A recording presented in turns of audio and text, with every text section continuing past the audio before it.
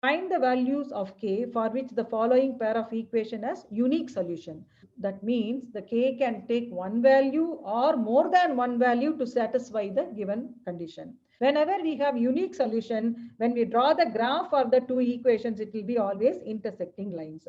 So sometimes it may be asked, what is the value of k? So that when we draw the graph, the lines will be intersecting. So asking whether the lines will be intersecting or unique solution, we have to apply the same condition. So these are the two equations. So what is the condition for unique solution? A1 by A2 should not be equal to B1 by B2. So I find that A1, this is always when the coefficient is not there, it is always 1. So 1 by 3 should not be equal to B1 by B2. B1 by B2 is 2 by K. 1 by 3 should not be equal to 2 by K. That means transpose. So K should not be equal to 6. So how do you write the answer now? K should not be 6 means for all real values of K, there is only one exception. Except 6, the system of equation will have unique solution. Next one, infinitely many solutions. That means the lines, one line will be like this when you draw the graph, other line will be on top of that. That means every point on one line will also lie on the other line. So that is how they have infinitely many solutions. For infinitely many solutions, A1 by A2, all the three ratios should be equal. So now A1 by A2 is this, that is K by 12. Then B1 by B2 is 3 by K. Then that should be equal to this is, see, when you substitute for C1 and C2, you should be very careful. You bring everything to one side. Both the values of C can be on the right hand side or on the left hand side. But you must remember that one constant, the equation 1, it should not be on the right hand side. Equation 2, it should not be on the left hand side. Both you should bring it to the same side. The same side can be left hand side or right hand side. Here I find that both are on the same side, so I need not worry. So write that 3 minus k divided by minus k. Now we need to find the value of k. So first consider the two equations.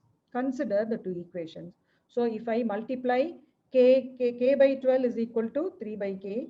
So k square, k into k square is equal to 36. If k square is equal to 36, what should be the value of k?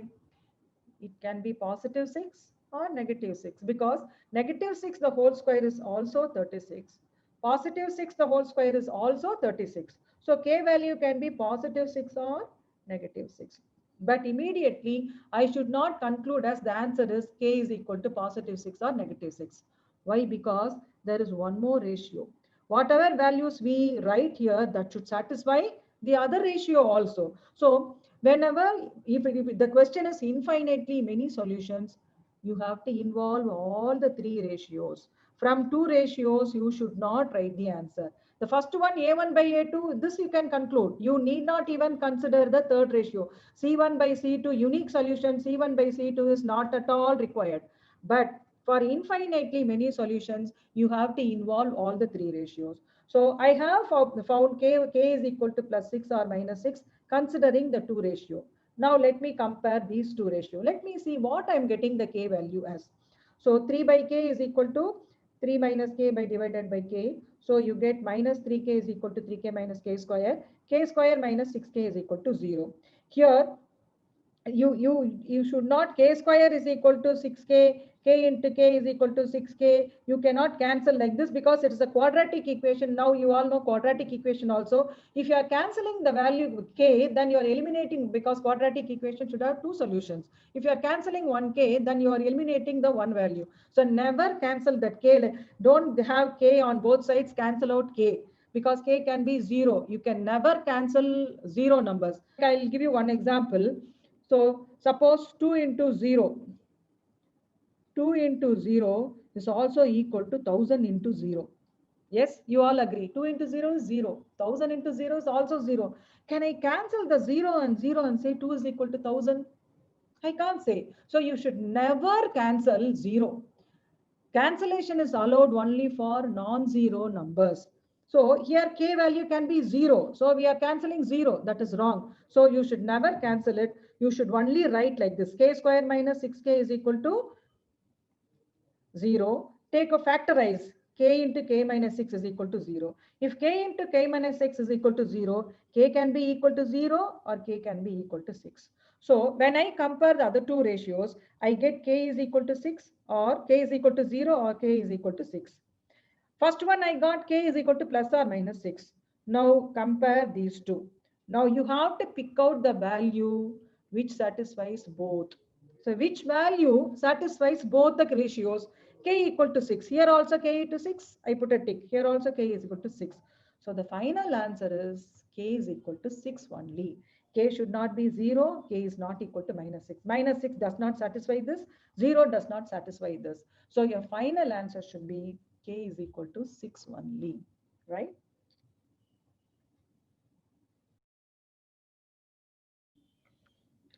Find the value of k for which the following pair of equations will have no solution. So when you draw the graph, which is the solution? The common points are the solution. Common points for both the lines are the solution. If the lines are going to be parallel, there isn't going to be any single common point for both the lines. Now it is given the equations have no solution. If the equations have no solution, then what is the condition? These are the two equations. A1 by A2 should be equal to B1 by B2, but it should not be equal to C1 by C2. So A1 by A2, 3 by 2k minus 1. B1 by B2, 1 by k minus 1. But this is not equal to, we'll come to that later. So I'm equating this. So 3 multiplied by k plus 1, 3k and 3 into minus 1. Many times what they do, 3 into k minus 1, children write 3k minus 1. They forget to multiply the 3 into minus 1.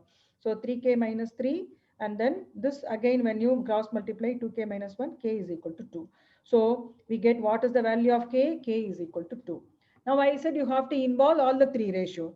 We will just check the two ratios. What k value should not be we see. So when you see 1 by k minus 1 should not be equal to this. The third ratio should not be equal to. In the previous sum all three were equal.